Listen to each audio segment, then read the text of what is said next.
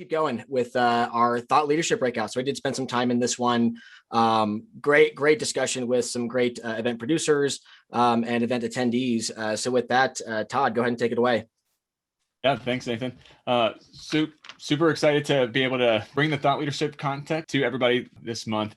We really centered around what is that experience like for the attendee, but also for people putting on the event. What are the rules? What are the expectations that each of those categories and audiences should have placed on them? And then what are the components that make up a really successful event? So I had a lot of time to kind of unpack how you deliver the right message at the right time to the right people to make the right event. And then clearly communicating those expectations out to people on the front side of the event, so they know what they're getting into when they are signing up, and they know how really to evaluate the event to see if it's even worth their time, and they're willing to show up and be an active, engaged, intentional participant in whatever the event context is. So.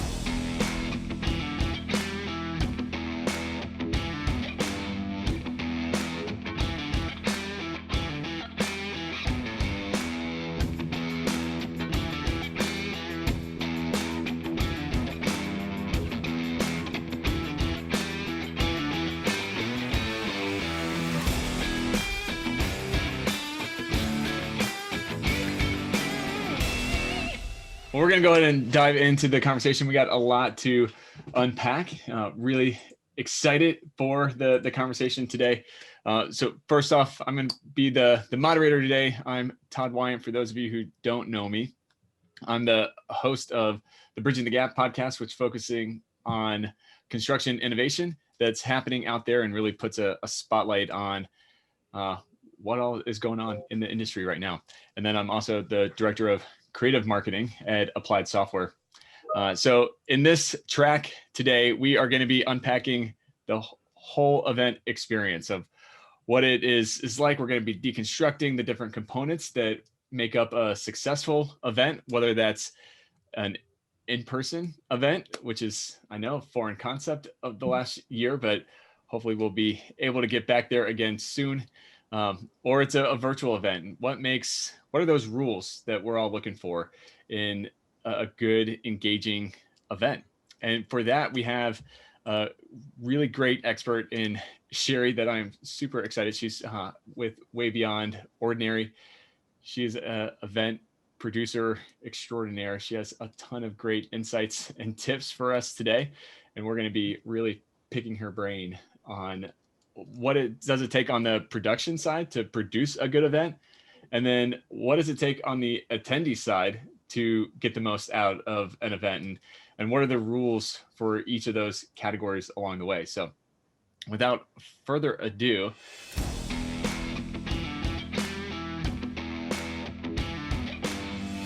I'm Sheri Bennefeld. I'm the founder of Way Beyond Ordinary, and I help entrepreneurs who they need help creating high value, high engagement, live virtual events. So my background is in learning and development. I spent about 20 years in learning and development and event management, primarily in associations.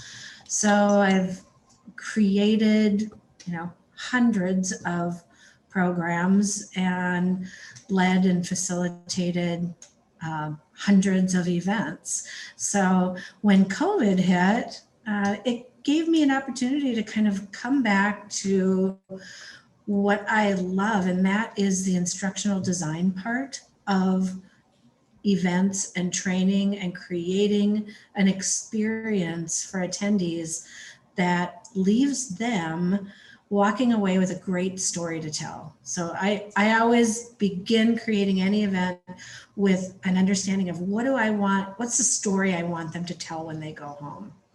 So that's the beginning and the foundation to getting started. And I'm happy to be here today. And whoever it was that said it's COVID Wednesday, I had my COVID shot yesterday. So I'm truly having a COVID Wednesday today. It kicked my butt. So round 2 or round 1? No, I was lucky enough to get the one and done Johnson & Johnson. So Oh, nice. I'm glad I don't have to go back. Yeah, well, thanks for being with us here anyway, in spite of that. Yeah. So there's a couple people that I want to spotlight that they are pinned, want to get them to introduce themselves. Emily, we're going to start with you. You can introduce yourself to the group.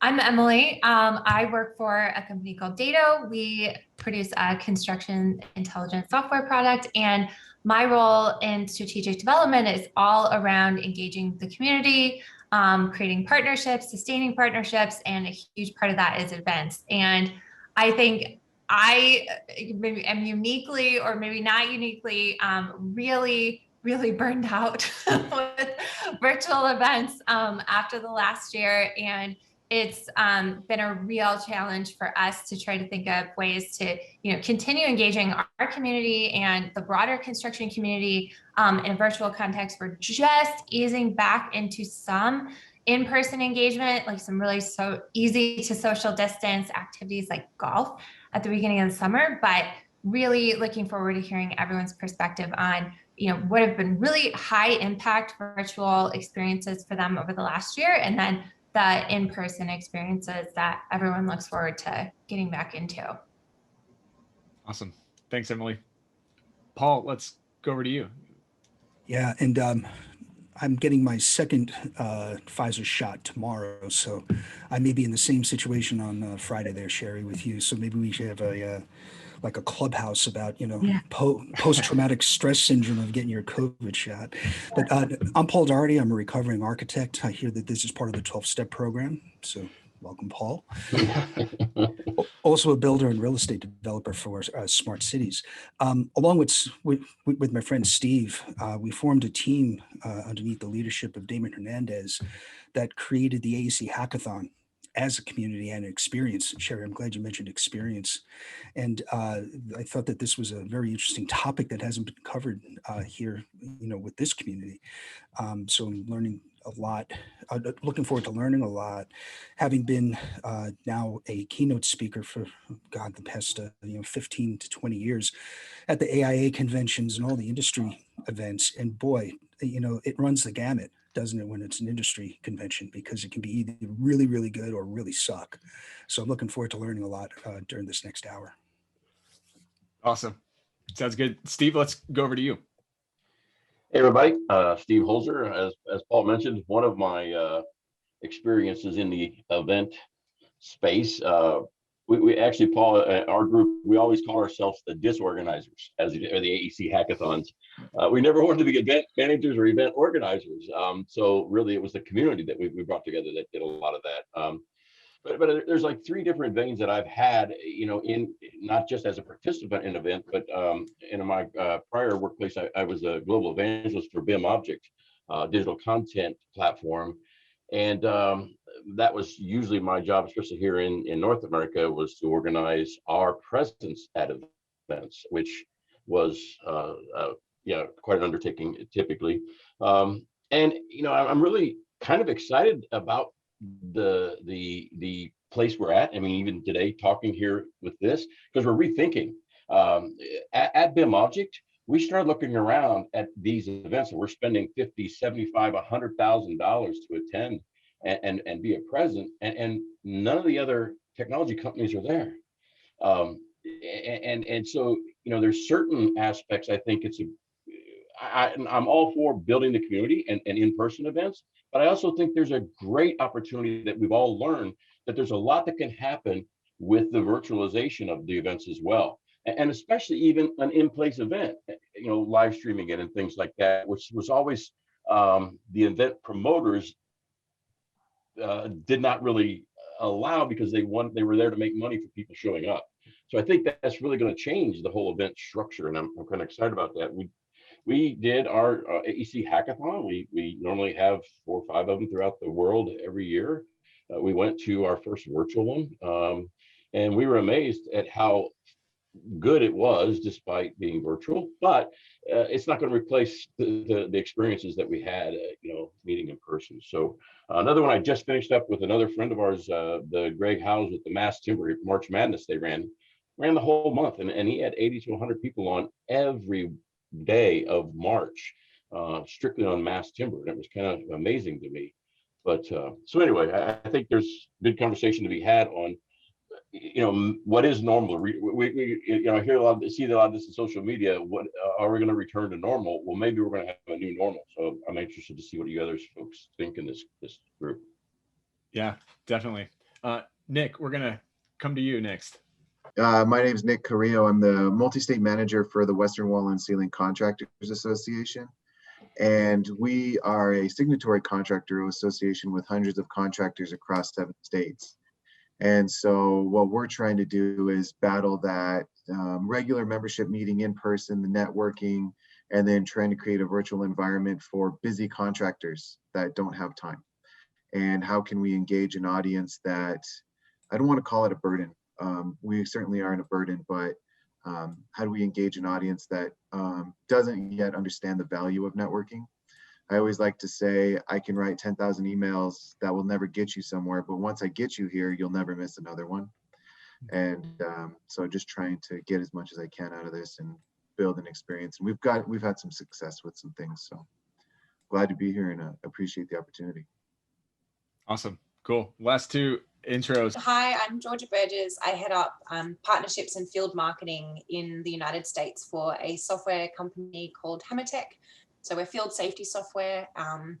It has been a huge undertaking, really trying to, we're an Australian business that's been in the US for 4 years, and really working with our senior leaders to understand that doing business in the US and establishing a community is really different. It's not as organic in Australia, which is just where it's small enough and people eventually hear about you if you're doing well and sort of that's it. Whereas here, really being a part of something like this, the CPC, really working with member organizations like Talk and the AGC, really partnering with like-minded startups and technology, really leveraging clients is really the only way to really break into this market here because it's so massive.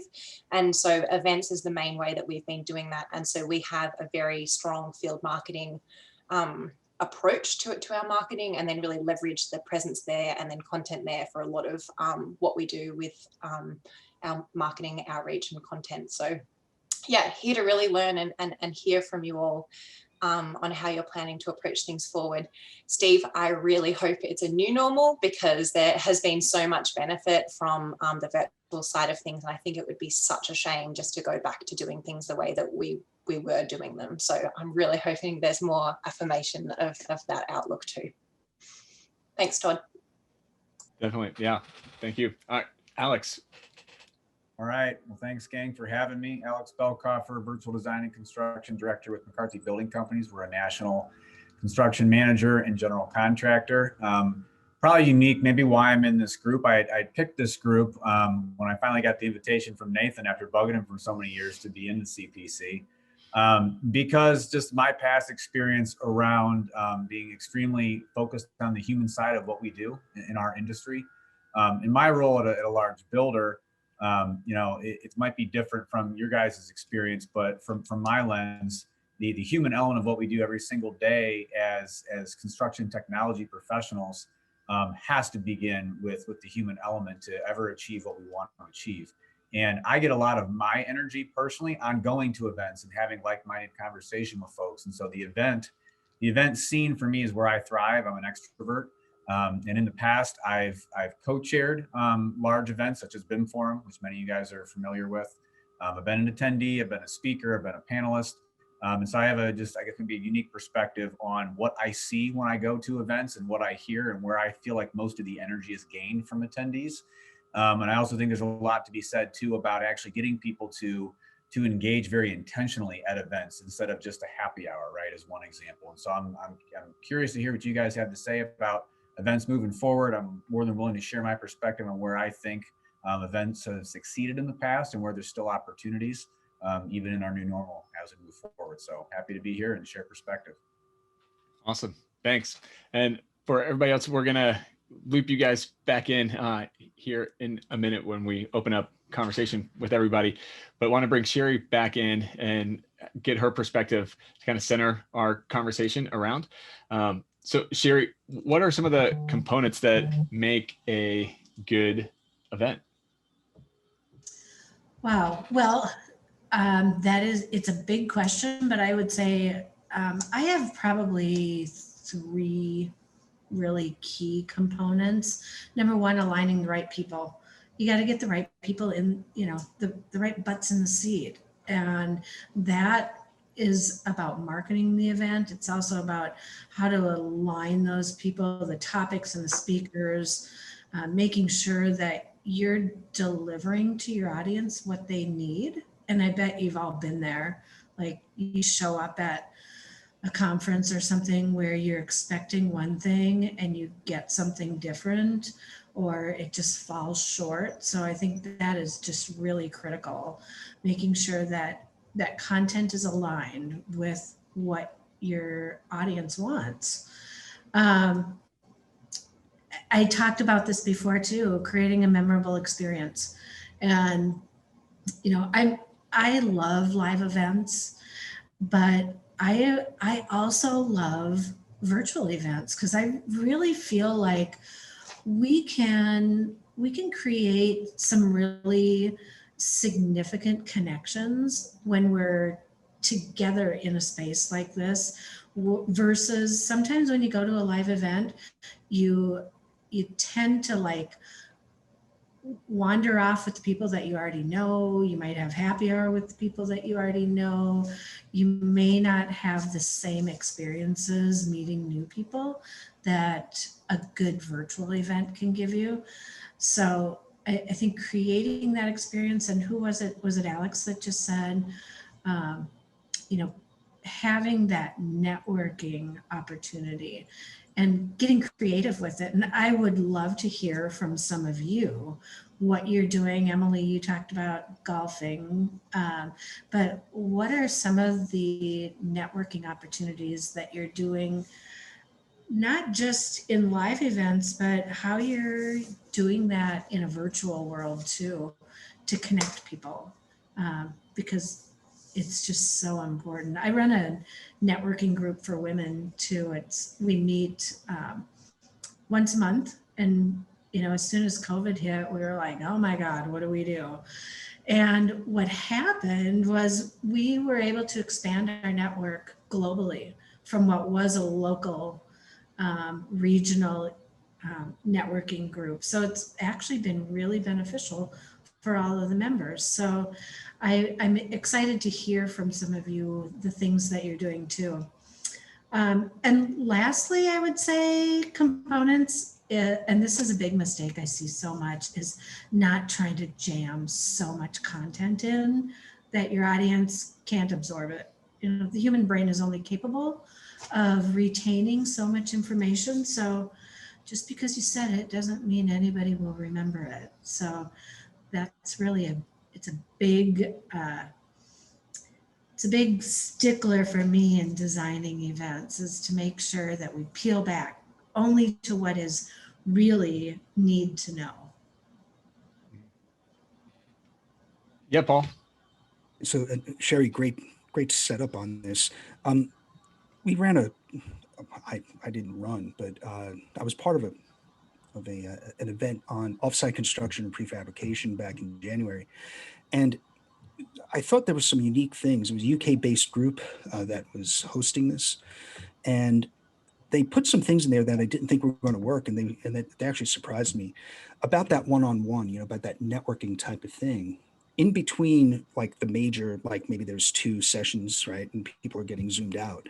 They have like this 15-20-minute deal where they actually did the equivalent of speed dating, where you were given 5 minutes and they threw you into a room. And at the 5 minutes, it's sort of like Nathan in the beginning of doing these, like it was just chopped off mid-sentence, I thought that was really cool, and it worked. People got to know each other outside of the speed dating, and went off and did their business. One of the successes of that particular event, though, which was a little different from a lot of the online events, was that we didn't try and do it like a live event, right? With getting on stage, quote unquote, and panels and yada yada yada. It was done like a storytelling process, and my job as the facilitator was to be that face, almost like an MC, in order to guide that golden thread throughout the entire conference, and not just reiterating what was said, but to try then and enable folks to come away with that experience of going, I learned something, where there's a light bulb, or you know what, I can try something, after the conference. The other thing we found also is that the ebb and flow of people, especially if they paid for it, they, of course they stayed, but, to sit in a seat from 8 a.m. until 4 p.m. and, you have a couple of bio breaks, but there really wasn't like that lunchtime break, but they did have these speed dating things. That was a little clumsy. I think we still have a lot to learn about how you can spread things out when it's virtual. Steve, we learned that with the AC Hackathon that lasted 3 weeks, and it was good because you could spend your time doing your day job at home with the dogs barking and the kids going nuts and everything, but where to space it. So sometimes the online conferences don't have to be during work hours. They can be done almost like a side project, right? I'm not sure if that's the answer for hybrids as we move forward. I know that we're doing my first live event since last March in Dallas in June. So thank God for that second dosage of Pfizer, right? It's going to be interesting to see, because the hybrid, they're only expecting, what would be 800 people, maybe 100, but the speakers are required to be live. Isn't that interesting? But they expect most of the people to come in as virtual. So I still think, there is, to your point, Sheri, I don't think that there is one size fits all, best practice, you do this.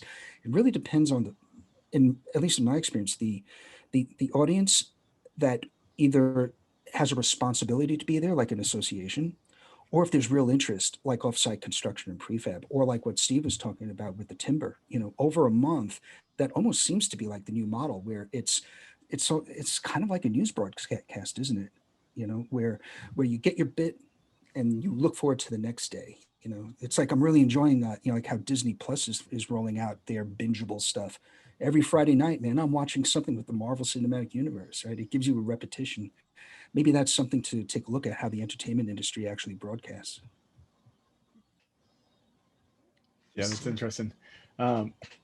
Before we get into full-on dialogue here, want to get a couple more tips in from Sheri to kind of anchor the conversation. So Sheri, you mentioned making the content really align with the audience and make sure that's really buttoned up and tight. What are some rules then for not only the producer, but then on the attendee that's participating in the event? How should both of those personas really interact with the event? Well, we all have responsibilities in there, right? And Todd, I had a couple of slides here. Maybe this would be a good time to share. Yeah, so responsibilities for engagement. And I am a huge proponent that if the activity or the event fails on some level, it's the fault of the facilitator.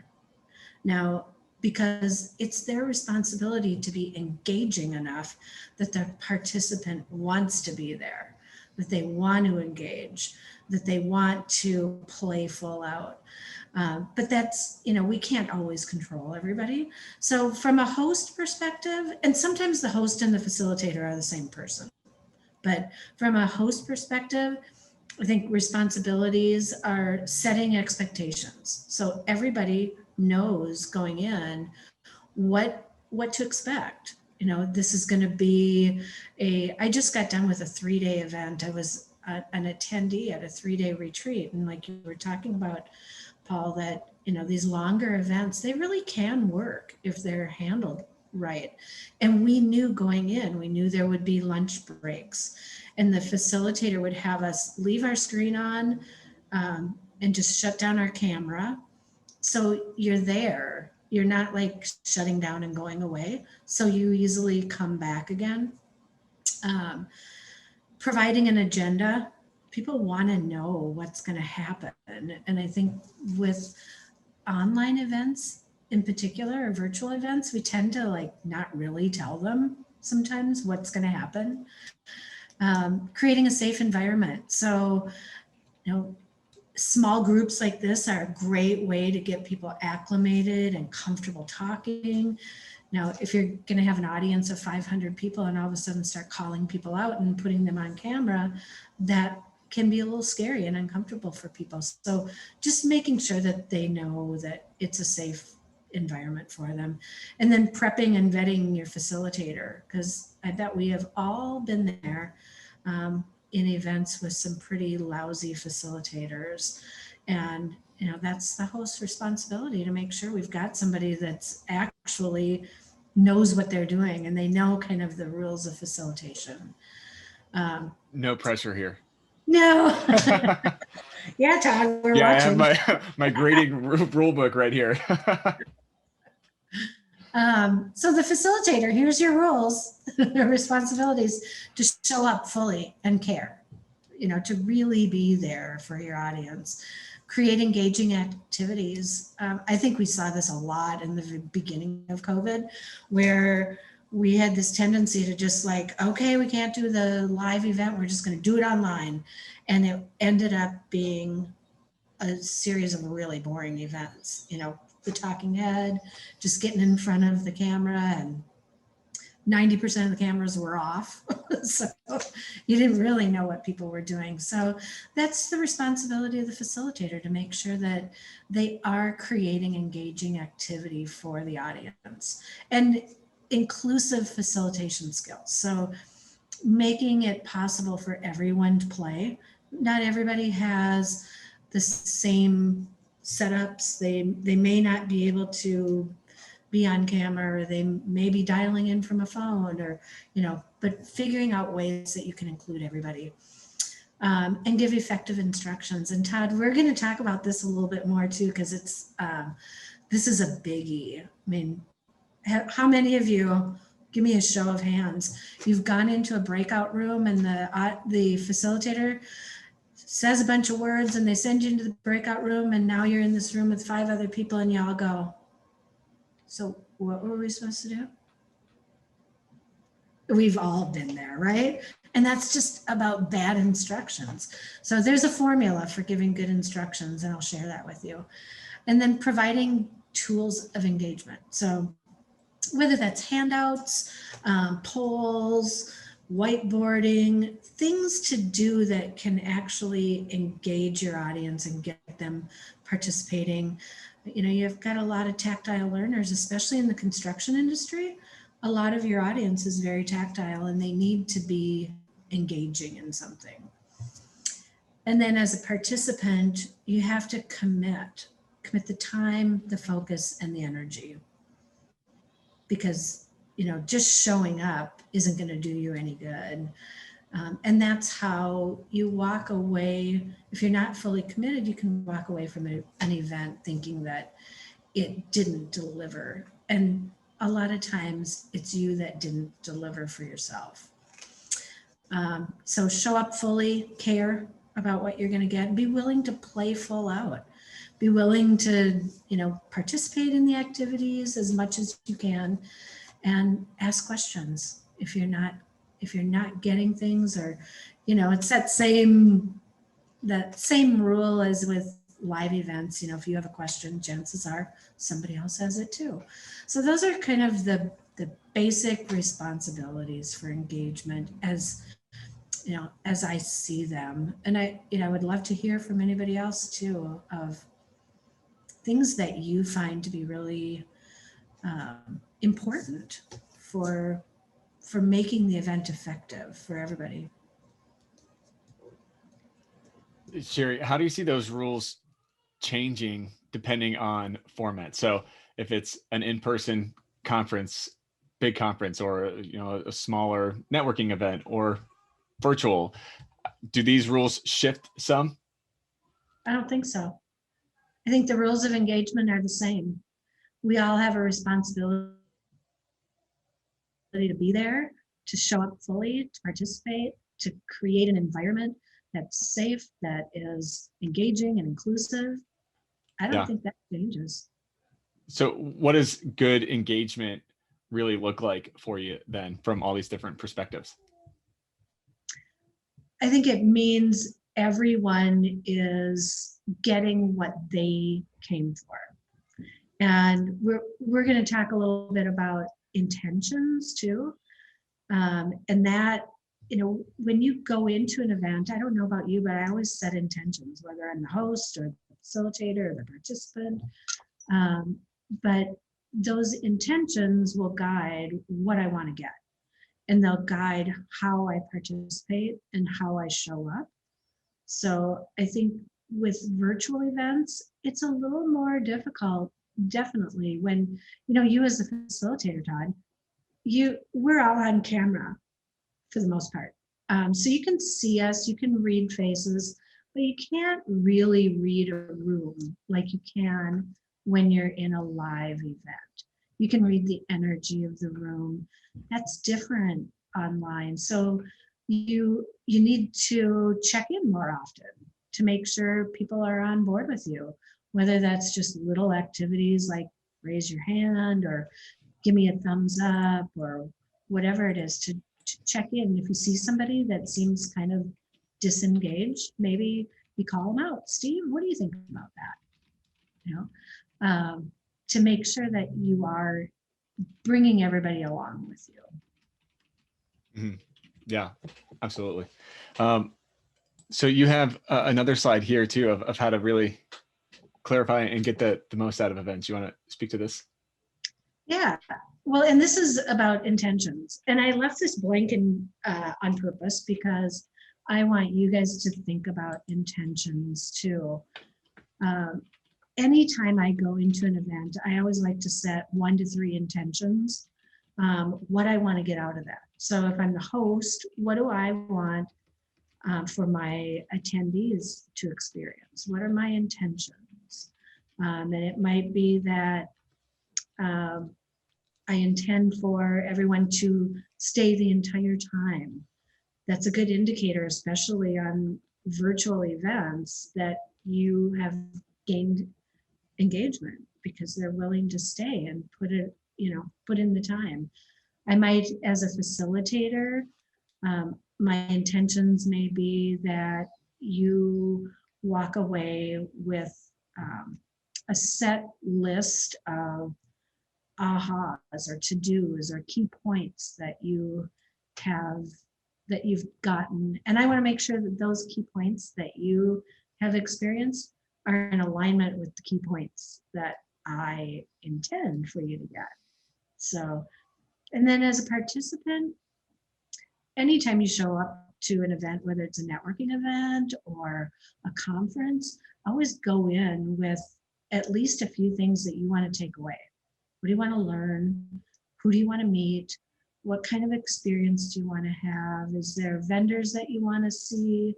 You know, what's the reason that you're even there? And I think we're pretty good at that when we're at a live event. Maybe not as good at virtual events, but I would love your insights too. What do you do? Like today when you came to this event, you took 2 hours out of your day.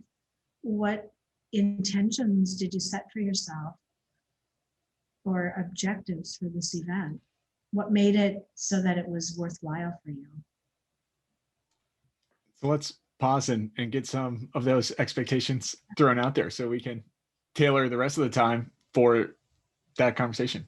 So we can make sure and deliver it. That's right. Absolutely. When you hear people come on to an event like this, and they seem to have a scripted way of going about things, it comes across as inauthentic. And boy, is that a turnoff, right? Because right away, you know, my shades go down and I'm clicking on no video and I'm web surfing, not just even paying attention, because it's contrived, right? And one of the beautiful things about the face-to-face is the authenticity. You can tell if a guy's, you know, a schmuck or not. You have your filters up, but it's like, you know, sometimes you're on a video call and you don't know if that person's a snake and really truthful and going about their thing, getting what they want out of it without giving, right? Because that's one of the great things about live events is the give and take, the energy around that, as you said, Sheri, that you can feel it, right? You know, if you're giving good information, you're getting the vibe back. And after you get off the stage, there's side talks, and that's, you know, networking one-on-one, which is great. And you know, I agree, you need to have at least some idea about why this is valuable to begin with for you. But you know, how do you do that online when it's really difficult to actually look in the person's eyes? You know, I see a bunch of faces and some cool backgrounds and stuff like that, but are you really, you know, one-on-one engaged in a conversation? It's the difference between being talked at and being talked with. Yeah, I think that's an interesting point, because there's even barriers in looking. Like, Paul, I'm looking into your eyes right now, but you don't know that. If I'm looking up at my camera, it looks like I'm more looking into your eyes than when I'm actually looking at your face. I know when you look in my eyes. Thank you. Oh, nice. Thanks. Pitter patter. Yeah. So I think that there's some, you know, built-in barriers and obstacles for sure in a virtual that make that authenticity a whole lot harder to achieve. I think there's a couple of really seminal shifts sociologically for us here, as there is in the built environment. And one of those is that there's no one in the forces of management in most industries today that have ever gone to work without the internet in their pocket. And their default way of interacting often is lent much more to some of the virtualization. And there's things that, I mean, and Paul's traveled the world, I've traveled the world. I mean, actually, I've seen Paul more in the last 6 months than I have in the last 5 years. And we're serving the same thing, because we've had 50 events all over the world, but he would be at one and I'd be at a different one. You know, we can't make them all. So there's a lot that happens in interactive that I think that is somewhat generational. You know, another group that I'm in is a digital twin consortium. Oh my gosh. I mean, the knowledge I gain out of always weekly, sometimes daily calls with various work groups there all over the world. I got tons of friends that a year ago I didn't even know, and you know, they're Australians or they're Japanese, and I'm on calls with them on a daily basis. One was on here, Anto. Nathan said that he was speaking, I think, over in Digital Twin. I worked with Anto 2 or 3 times. So there's something about the events. And another question for me, as both an, I won't say an organizer, I really never organized the whole event other than some of what we did with the hackathons, but often I was a participant as a vendor. And I want to know what the purpose is, because what's the purpose? And then the second question needs to be about the virtual versus on premises. I think in today's, again, this is thought leadership, so I'm trying to convey where I think we should be going. And I'll be honest with you, often half the events I would get in my inbox from other things I subscribe to was just some promoter trying to make money, and you could read it immediately, and I didn't care.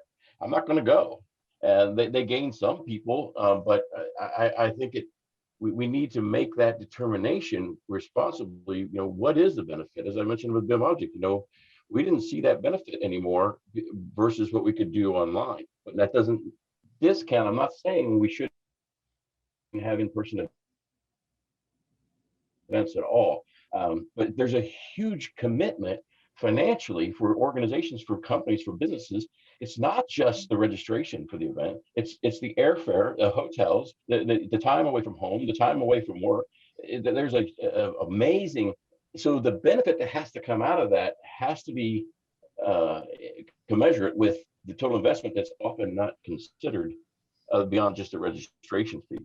So I think those are some things that we need to consider as we go forward.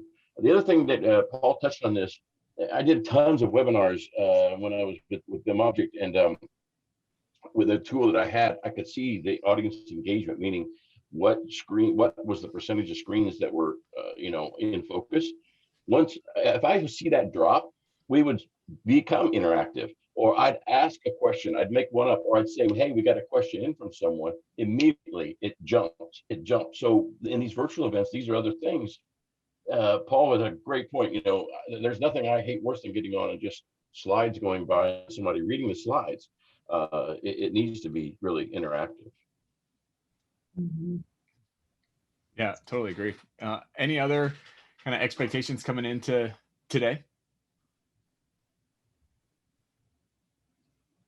So I was looking, go ahead. Oh, go ahead, Nick. Sorry. No, go for it. No, I was going to ask the question just differently, like why did you all come today, and what do you hope to get out of it? So I'll go now. So I'm here for new relationships. Everything I do in a community environment is for personal relationship growth as my primary focus always. Any pursuit of education I'm going to do on my own, or I'll do through YouTube, or I'll go somewhere and I'll watch a webinar, or I'll put it aside and know I can visit it later. Anytime there's interaction, as we have today or beyond, that's always my number one focus personally. Others might pursue education or others, but that for me, that's what I'm here for. Further, as being an organizer of events, I have a lot of, I always use the line, I see no box. I'm more like buck the system. Everything that's already existed, I don't want to do it. I want to challenge everything and kind of push the boundaries of everything we've known. You know, I'm trying to host a ping pong table tournament here locally in Arizona. So, you know, how do we challenge that? And that would be a blind draw teams. So now people aren't with people they know. And I think golf, I love golf, I'm a fanatic, but that forces you to go with your same audience. So I was hoping to glean from this group, my wild ideas might be so far cast, how can I rein myself in to be realistic? Because sometimes when you go too extreme, you might lose an audience. So trying to create my own governor here, so I don't go too far off.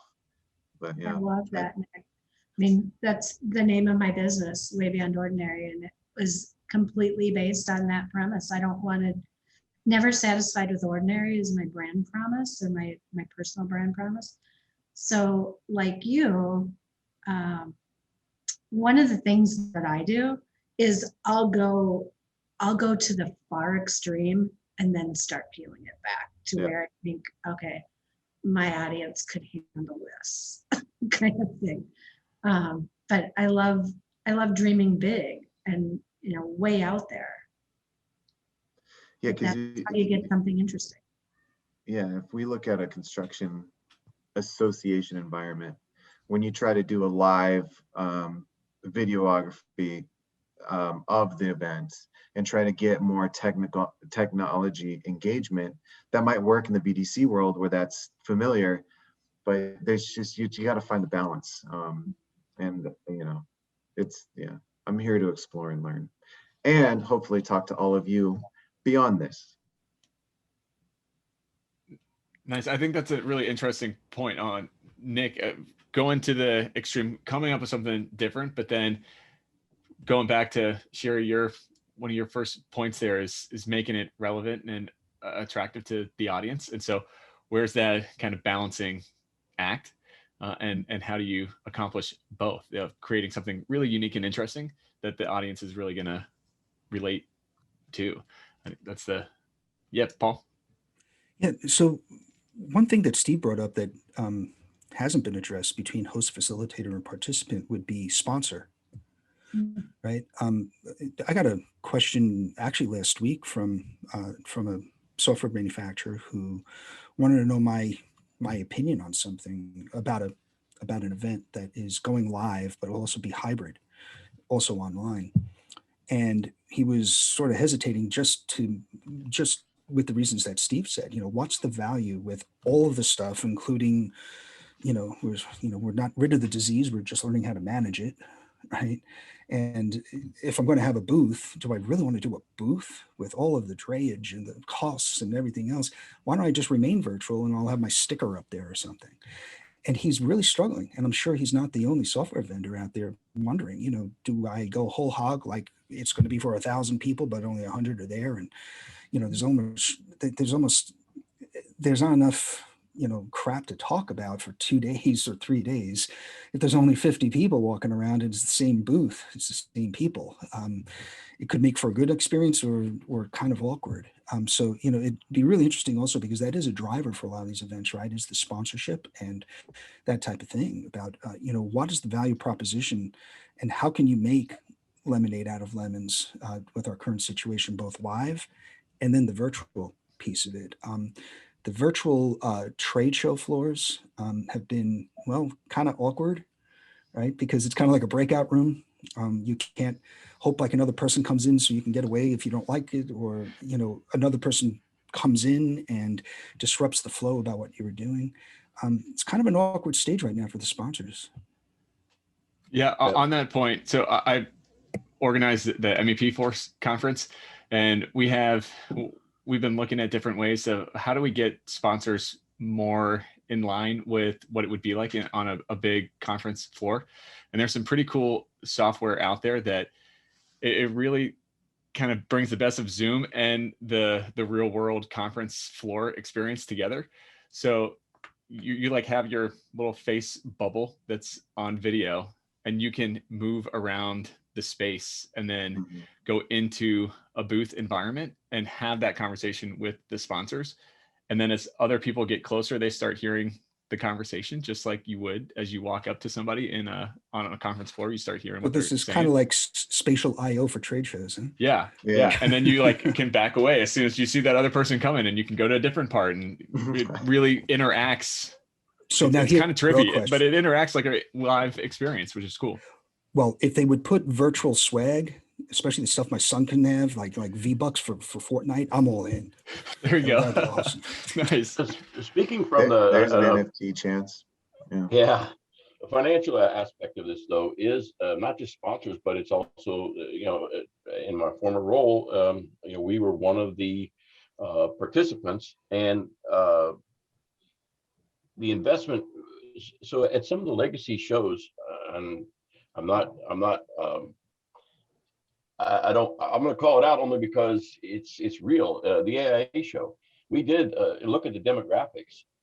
The people using our technology weren't there. Everybody walking that floor, everybody that came by the booth, most of them would say, yes, somebody in our office probably knows about you and what we are as a digital content platform. So, those, that's what I said about generational aspects. We decided that the investment that we have to make to be at a lot of these shows is definitely not worth it, because our customers aren't there, and they're not going to be, because it's a different world. It's not what it was, and probably never really will be. Literally the joke was most of those guys were walking up and down the aisles between classes they didn't really want to go to. They had to get some credits, and just waiting on the happy hour to start to meet up with their rest of their friends that they've gone to those shows with for the last 20 years. And that's not something we can, justify the spend. So Steve, you are a millennial, right? Just confirming. I don't know what I am, but I'm worried because as of tomorrow, I can sign up for my COVID vaccine here in California, but it's April 1st. So I'm not sure what they're trying to tell us there. And I would have to say, coming from the same generation, define millennial, like which one? Because we're passing. It's just a mindset, baby. It's just a mindset. I hear you. So can I ask I want to ask a very difficult question, because this is the thought leadership, right? Yeah. Who actually goes to a virtual booth without having a purpose? On a floor, I will stop at a lot of places that I never would have before. In a virtual conference, I'm just going to say it, I don't, and I have yet to. And so is that actually a valuable thing? So yeah, sorry if you're doing it. I don't mean to knock stuff, but I felt it was important to share. I think it's a super fair point. And how I've seen most virtual conferences handle the sponsorships, it would fall sort of right into play with what you're saying there. There's no reason to go because it's a glorified landing page almost. And so we need I think Sheri, you brought it up, think about it. A virtual event should not be just the same as a live in-person event, just digitally. we have to totally reimagine and rethink how we go about in the virtual space. It's not the same event at all. It's a totally reimagined event. And Nick, Go ahead. I would add on to that too, that we've had the same experience as a sponsor, that, you know, we've been at this virtual booth where it's just crickets, like there's absolutely no traffic. And then to Paul, your point, we are actually participating as a hybrid sponsor in the NICA convention this coming October. We're attending both in person and then we're virtual, because really the intention behind all of that is just to meet folks where they're at. Those that really want to be in person, we can connect with them that way. Those that would prefer not to or can't, or maybe they're early career employees who otherwise might have not gotten the sponsorship from their employer to travel to Nashville, you know, they can still connect and then have a great discussion online. But also, Nick, to your point, there are plenty of people that would engage at the booth, but there are also plenty of people who don't want to and are too shy to talk or maybe approach a stranger in person. So something virtual does work, but maybe it's just not like copying and pasting the in-person booth to a digital environment and expecting it to be the same sort of effect, but rather like, how can we reimagine that digital booth experience to be something that is attractive and engaging? Yeah, and I think that there's some power there that we can tap into. I'd love to get your thoughts on, because how many people have walked around a live show conference floor or been a sponsor and have people come up like, I actually just want your swag. I don't really want to talk to you. I'm just going to grab this real quick. Is this free to take? You know, that's not really drawing them in. That's not who you want to talk to. Well, I mean, for the sponsors, Kit Kats, it's the mini Kit Kats, man. If you got it, I'm stopping. so, you know, just to your point, Emily, right? You know, it's like a reimagining of your participation as a sponsor, right? You know, you should be with the community, not on the outside talking at them. Right. And it's that engagement piece. And, you know, Steve, I know that, you know, we've been through this, right, about having people that do sponsor the OC Hackathon. And it's not just giving them a time to get up there and say, hey, you know, buy my software or buy my hardware, blah, blah, blah, blah, blah. It was about how do we start to engage them in more of an educational process, right, where we can, it's the big idea, but here's one solution. And here's one take on it if you choose to sit in on that. It's a softer way of selling. And it's almost like the sales folks and the marketing folks have to almost, you got to reposition yourselves for us to listen. Because, man, there's a lot of people talking at us. But it's another thing when you go, you know what, that was interesting. And, you know, let's go off to the side and have that storytelling experience. Paul, I'm doing that right now. I'm putting together a panel of software technology companies for construction. And in the wall and ceiling industry, it's hard to make the right choice. So we're going to bring 4 people together. But I said, you're not given 10 minutes to sell your wares. It's going to be an interactive discussion on imagining how your products can work cooperatively to enhance a wall and ceiling contractor's business. And so no sales pitch, but more dialogue amongst each other. So what I'm trying to do is put the networking dinner table on a stage. And have people listen to that, because you know how fun that is when they're like, oh my gosh, you guys do that, we could do this, and they start just having that dialogue. People love listening to that. That's why they listen to Joe Rogan talk to strangers, because the dialogue is more valuable than a sales pitch. Which is why if you put it into a steel cage match, I'll definitely show up, man. So I'll let you know if it works. Well, I'm hoping it works. Cool. Well, just create the environment for it to happen. Right. I mean, that's really the best we can hope for, especially with this thing. You know, like I feel like someone that figures out how to put X's and zeros and do this as a Hollywood Squares is going to be the winner. That's what I think. You know.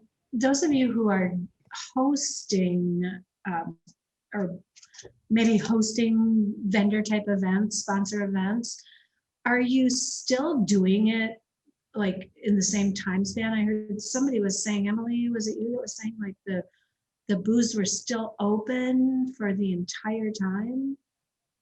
Yeah, that can be a real challenge too, because like there was just a show that we were participating in where it was 8 a.m. Pacific to 4 a.m. Pacific.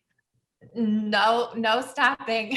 So I had to, run to the fridge, grab lunch, come right back in front of my computer to sort of be ready, for the networking booth. And so that presents a challenge virtually as well. But in some ways too, it's a lot more accessible when you think about different time zones. And there were a lot of international folks that engaged that maybe otherwise couldn't have. So yeah, I think the timing and the duration is critical to consider for any kind of virtual event. The March Madness I was just telling about, the Mass Timber that ran for the whole month. And I'd never heard this before, but it really, really worked well. And so we had speakers for 1.5, well, he had an 1.5-hour time slot. Usually it was 45 minutes to an hour. And it wasn't just speakers, it was also questions and interactive, but it was just a topic each day, one hour. A couple of days he had a second one scheduled just because he got more than the 20 days that he had, work. He just did it each weekday in March. So, and I went through, I didn't attend every one of them. I moderated a number of them, but I would look to see who's talking or what are they talking about. And then I made sure and signed up, made sure I was there for those ones that really mattered to me, as opposed to having to sit through a whole bunch to see what works and what doesn't. Just another model. I'm not saying it was right or any better. It's just another way of managing something like this. And then they all went out on YouTube. It definitely needs to look different, because trying to put your 8-hour, vendor show floor onto Zoom just isn't effective anymore. So getting creative, Nick, I love your idea. I'm anxious to hear how that goes, and other creative ideas for, utilizing your sponsors in different ways than to just stick them in a booth and hope somebody shows up to talk to them. Because what my experience has been when I've produced shows like that, the people that show up to talk to them are the people that are already their customers. And they pop in to say hi. Which is not a bad thing either, because you're nurturing your community, right? And there's other ways you can do that. True, but one of the beautiful things about having that network come in where you're in one location, it's better than you going out, right? Knocking on every door. So it's concentration that really makes it attractive, where you may get a hit rate of maybe 1%, but the bottom line is keeping your base in line. I mean, that's where a lot of these trade shows have really succeeded, right? But now with the advent of this, there's a lot of creative ways that like how about product placement, right? Being able to have, you must use this screen as a speaker, and there's the logo of one of the sponsoring groups. I'm just waiting for the day when Clubhouse, in order to have a Clubhouse, it's sponsored by someone, right? I mean, it's all going that way. And it's interesting to see the different ways that people are reacting, especially on the, not so much the subliminal, but more of the soft side, of the sale. So yeah, I've also seen some train wrecks as well, where it's all about the image, and again, you're losing the message about that storytelling. So yeah, Nick, I'd be really interested to hear back from you in a post-mortem to see how your steel cage match went on. I'll let you guys know. A little after action. Yeah, absolutely. So Paul, on that note, that's actually really interesting about like the role of sponsorship, and like these are businesses they have to run, right? And like I've toyed with like, is it inclusion and diversity presented by Procore, like, or whatever. Yeah. And I've stayed away from that for those reasons, because I hate that stuff too, but sometimes you kind of need to, right? And I'm curious how others are kind of, navigating those waters. It depends if you're for-profit or non-profit, I guess.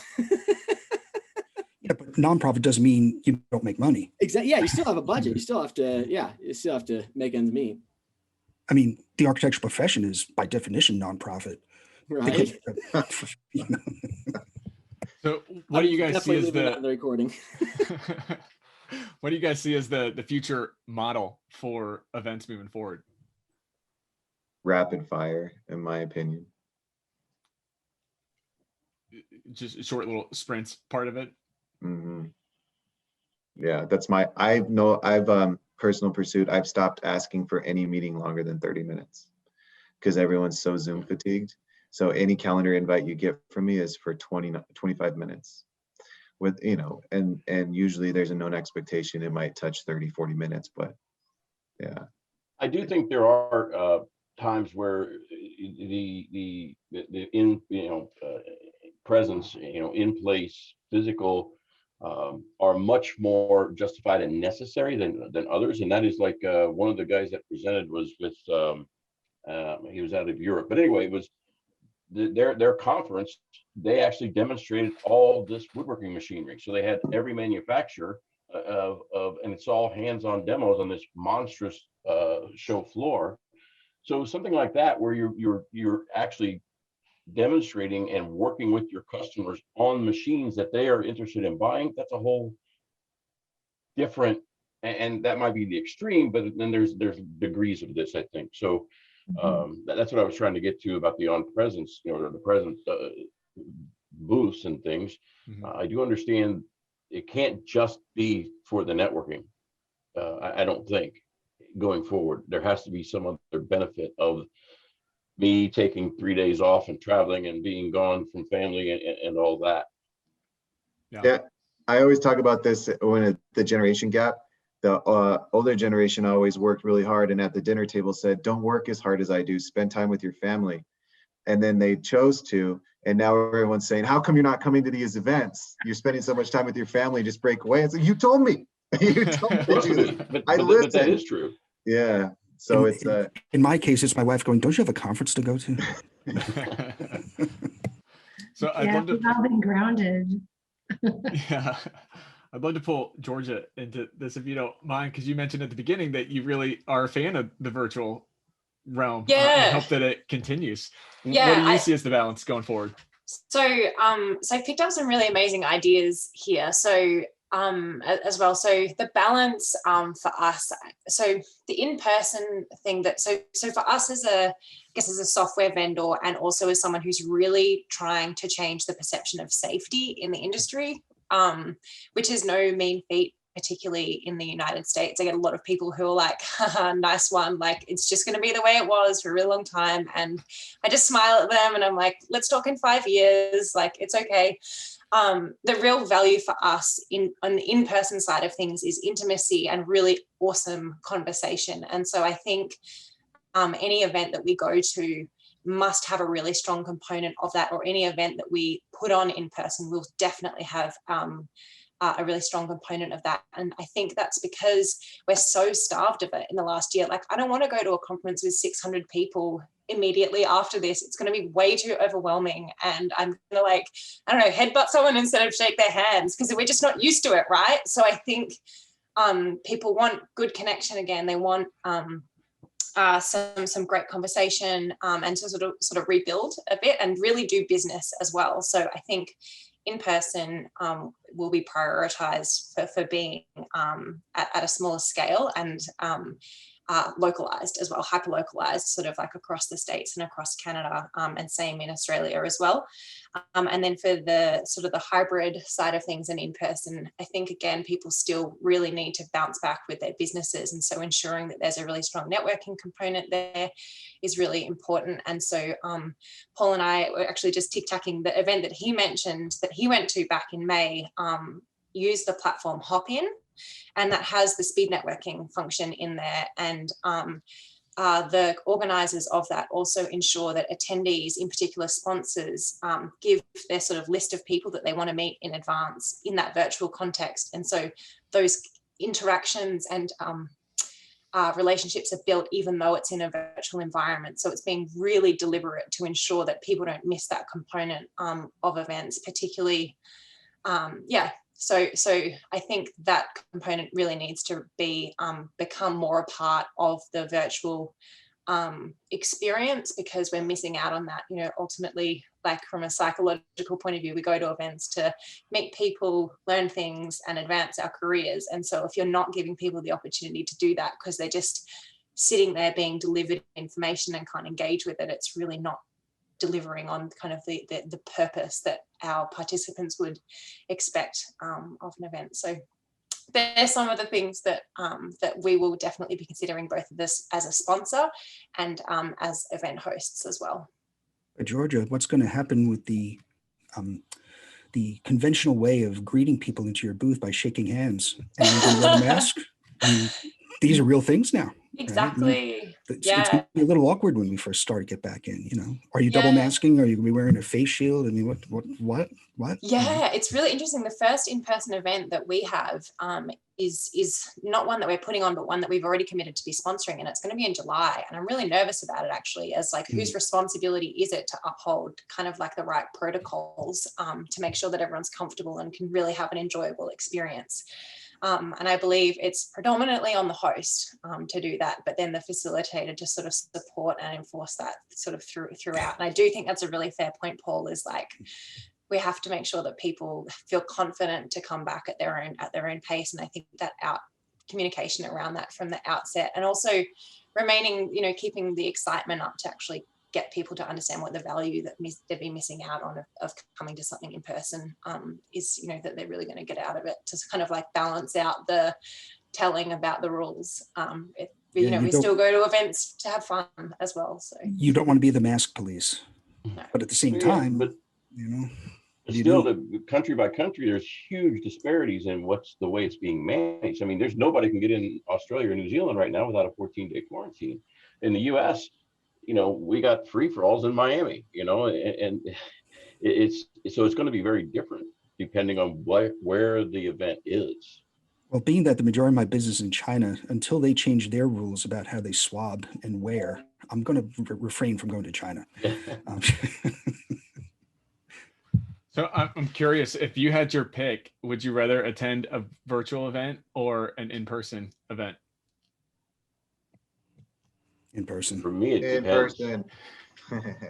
It just depends on what it's about. What am I gaining, and you know, is the juice worth the squeeze, so to speak. So yeah, I love personal events, but there's so many more now than there were even a number of years ago. Opportunities too. I think that's another aspect of this. Yeah. So what's the criteria going to be then to go, this one's worthy of going in person, this one I'll just do virtual? Absolutely, for me, yeah.